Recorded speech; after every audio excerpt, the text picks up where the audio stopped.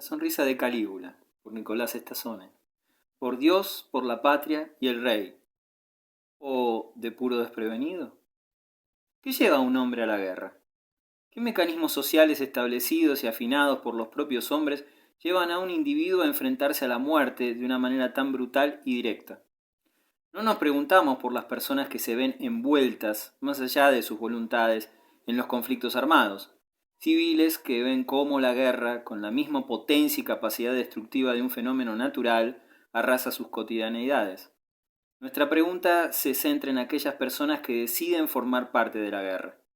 Una de las obsesiones de esta página, una de las preguntas principales que cada uno de nuestros artículos se propone, cuanto menos comenzar a responder, es ¿hasta dónde el poder puede operar sobre los hombres? ¿Cuál es su alcance, su límite y cuál es la capacidad de respuesta de los individuos cuando el poder llama a su puerta? Son innumerables los mecanismos que impelen a los hombres a poner en riesgo su vida de manera voluntaria. La historia, para el observador curioso de estos temas, muestra una amplia panoplia de formas que el poder ha desplegado a lo largo de los siglos para convencer a los hombres de ir a la lucha. Mecanismos sutiles de coerción emocional colectiva, simbolizados en signos potentes de identidad como banderas, himnos y todo tipo de consignas patrióticas que, a manera de aceitados gatillos preestablecidos por la cultura, se disparan en la conciencia de los hombres de una comunidad en los momentos necesarios para obligarlos moralmente a enfrentarse a la guerra.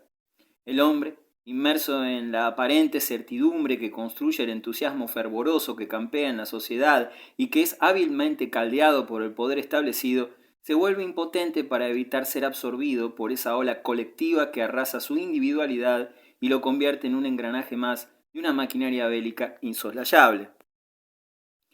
La literatura, el cine, la mayoría de los productos culturales masivos contribuyen a establecer estos mecanismos automáticos, planteando una imagen de la guerra heroica, victoriosa y hasta divertida. Las actividades propagandísticas con las que el poder inunda la mente de sus ciudadanos en los periodos prebélicos son un ejemplo notable de este fervor maníaco y colectivo. El discurso es el mismo en todos los bandos. El discurso es el mismo en todos los bandos. La razón siempre está de nuestro lado. Nosotros no vamos a la guerra, el enemigo nos obliga a ello. El enemigo se convierte en un animal o en un bárbaro, perdiendo sus características humanas, siendo la necesaria contracara de civilización y humanidad del colectivo nosotros. Se ponen en juego todo tipo de abstracciones grandiosas: Dios, la patria, la gloria de los antepasados victoriosos, la defensa de los intereses de la patria común que solo sale a reducir cuando la guerra está a las puertas, pues en tiempos de paz campea el más rudo y desconsiderado individualismo. La repentina solidaridad entre las clases sociales que ponen en el mismo plano de igualdad al obrero que mata y muere en el frente con el gran empresario que se enriquece vendiéndole armas a los dos bandos. Nada se desperdicia a la hora de construir ese movimiento emocional que los envía entusiasmados y convencidos a los hombres a la guerra. Estas olas colectivas de fiebre patriótica en donde se explotan vilmente, por parte del poder, sentimientos profundos de las personas sencillas, son difíciles de mantener en el tiempo. Sin embargo, no es necesario más impulso que el que lleva a los hombres al frente, pues la dinámica de la guerra, la vida colectiva del ejército y la brutal y directa coerción ejercida por las armas para sostener las leyes militares convierten al antiguo y entusiasmado soldado en un rehén. Estos métodos son herramientas imprescindibles en las sociedades de masas para poder alcanzar el caudal de hombres necesarios en las guerras modernas, caudal que hace imposible ejercer el método más directo de coerción física. En el día de la fecha traeremos a la paciente consideración de nuestros lectores un caso donde el engaño es una herramienta fundamental a la hora de recabar las voluntades de pequeños grupos de reclutas para pelear por una causa que les resulta totalmente ajena y que no depende de una construcción colectiva tan sofisticada como la de los tiempos modernos, sino del ingenio de un general ducho en el arte de la guerra. Nuestro cuento se inicia en los últimos años del reinado de Fernando VII, monarca absolutista español quien, antes de ceder al trono, fue llamado por su pueblo como el Deseado, y que acabó siendo considerado por la posteridad como el Rey Felón. Razones no le faltaron a los españoles para regalar a su rey con semejante epíteto, pues el bueno de Fernando engañó a todo el mundo, prometiendo, sin muchos escrúpulos, cualquier cosa que se le exigiera con tal de acceder y mantenerse en su trono. Halagando el oído del pueblo con toda clase de juramentos de fidelidad y respeto que, ya asentadas sus abundantes posaderas en el poder, no dudó en traicionar. Grupos políticos, potencias extranjeras, cortesanos, el pueblo, constituciones, todo traicionó Fernando, y por supuesto no podía faltar en su lista de traicionados a su propia familia directa. Esposas, padres y hermanos fueron víctimas del talento del rey Felón. Estas traiciones, por supuesto, no le valieron tan solo su florido apodo en la posteridad, sino también montones de problemas en vida, que Fernando supo capear con más o menos fortuna y que le permitió morir en el trono de puro viejo y gordo, legando su poder a su heredera, una niña pequeña que el mundo conocería como Isabel II y que en su momento daría mucho que hablar. No por su capacidad política ni administrativa al frente del Estado, sino por su dinámico talento para reproducir incansablemente todo tipo de piruetas sexuales con cuanto cortesano más o menos apuesto se le cruzara en el camino. No nos dejaremos llevar por la tentación de cronicar tan fragorosas calistenias amatorias, porque sería desviarnos de nuestro tema y solo nos concentraremos en el barullo que se armó cuando esta reina accedió al trono. Hasta la llegada de Fernando VII al poder estaba vigente en España una ley impuesta por el primero de los reyes Borbones, Felipe V, que impedía a la descendencia femenina del rey ocupar el trono. Fernando, pese a los esfuerzos de su potentísima virilidad, la pequeña historia relata jugosas anécdotas respecto al calibre de la herramienta amatoria del rey Felón, solo pudo tener descendencia a muy tardía edad y, para disgusto de las discriminatorias leyes del reino, esa descendencia era del sexo femenino. El hermano de Fernando, un tal Carlos María Isidro, ya se esponjaba en la idea de ser el próximo rey de España, pero Fernandito, que no tenía el menor deseo que su hermano lo sucediera, decidió a último momento, y no precisamente por un afán reivindicatorio respecto a los relegados derechos femeninos de la Europa del siglo XIX, sino tan solo para jorobar a su querido hermano, derogar esa ley que impedía el acceso al trono a las mujeres y consagrar como su legítima heredera a su hija Isabel. Esto, como comprenderá el lector, le puso los pelos de punta al despojado Carlos, que a la muerte de Fernando decidió levantarse en armas y reclamar lo que él consideraba sus birlados derechos al trono.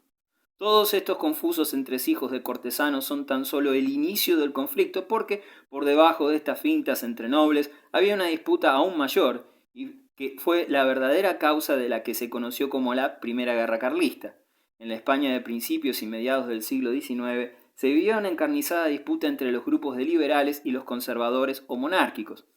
Los liberales habían pugnado durante todo el reinado de Fernando por la implantación de una constitución que limitara las atribuciones reales, brindándole a la naciente burguesía española un marco de legalidad para poder desarrollar, más o menos tranquila, sus intereses, sin temor a los tan comunes golpes de mano de las autoridades absolutistas. Por el otro lado, encabezado por el propio Fernando, el partido absolutista pugnaba por todo lo contrario.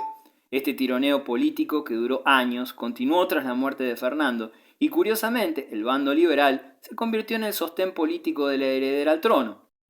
Tras las banderas carlistas, se alistaron todos los sectores que buscaban el mantenimiento de un orden tradicional, sin que las novedades liberales y burguesas, tan en boga en toda Europa, vinieran a fastidiar el caldo gordo de sus intereses ancestrales.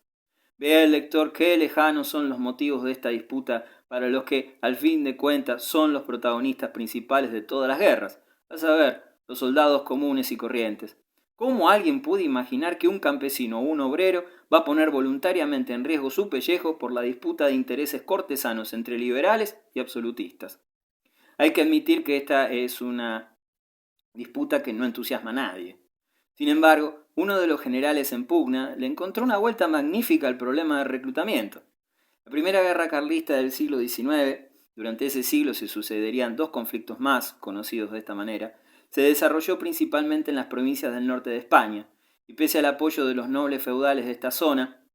las tropas y los recursos carlistas eran escasos, y desde el principio del combate, su general en jefe se vio obligado a desarrollar una guerra de guerrilla y desgaste con las mejor armadas y aprovisionadas tropas liberales enviadas desde Madrid, A cargo de tan pocas tropas y menos pertrechos, el general Zumalacárregui, este es el enrevesado apellido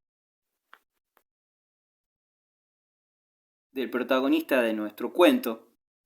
de reclutamiento, puso a prueba todas sus artes de vasco testarudo e ingenioso para resolver sus penurias. Abundantes solo en carencias, las tropas carlistas brindaban un aspecto poco marcial en sus marchas, y no era de extrañar que nadie quisiera sumarse voluntariamente a esas huestes de guerreros, que más que guerreros parecían bandidos montañeses. Necesitado de resolver su problema de tropas e incapaz de arriar nuevos reclutas a la fuerza, Zumalacárregui juntó los pocos caballos en condiciones que poseía, vistió de la mejor manera posible un pequeño grupo de soldados, sacando unas botas de acá, un capote de allá y un sombrero emplumado de no sé dónde, y se las arregló bastante bien para componer un grupo de soldados más que presentables. ¿Para qué, preguntará el lector aún despierto, tanto afán del general para adobar una tropa con las mejores galas posibles? ¿Será acaso que el líder carlista, repentinamente interesado en la estética, decidió hacer un desfile de modas marcial entre las montañas? La pregunta irónica no va mal encaminada, porque sí, el bueno de Suma se nos dispensará la reducción de un apellido tan largo. Organizó en medio de las poco pobladas provincias del norte español un desfile de modas, e hizo pasear a su escasa y lujosa hueste por todos los pueblos de la región. Los soldados elegidos, especialmente por su facundia en el arte de la palabra, ataviados con sus galas colectivas y con cabalgaduras de una calidad inédita para los campesinos de la región, desplegaron ante los curiosos y maravillados muchachotes de la campiña las glorias de las tropas carlistas. Contaron lo bien que se comía, lo poco que se peleaba y lo bien que la podían pasar si se decidían a pasar a servir bajo las banderas del buen general Suma, y lo distinta, emocionante y gloriosa que era la vida militar en comparación con las rutinarias faenas del campo. Entusiasmadísimos, los campesinos se apuraban para aprovechar una oportunidad que les venía como caída del cielo, sin pararse a considerar asuntos tan lejanos como el de las disputas constitucionales entre realistas y liberales, las que por supuesto nada significaban para ellos y con las que jamás se hubieran interesado para sumarse al ejército. No será necesario describir la sorpresa de los engañados muchachos cuando llegaban al cuartel de las tropas carlistas y observaban el verdadero estado y la vida que llevaba en ese ejército, donde al que no le faltaba la manga de una camisa hecha tiras, le faltaba un pedazo de tela en la parte de las posaderas del pantalón, donde se comía mal y a veces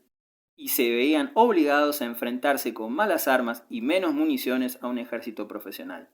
Tampoco será necesario contar los devenires posteriores de una campaña que acabaría en la nada y que mantendría abierta la disputa entre liberales y conservadores en España durante un siglo. Solo nos interesaba mostrar cómo el ingenio le presta alas al engaño a la hora de hacer la guerra.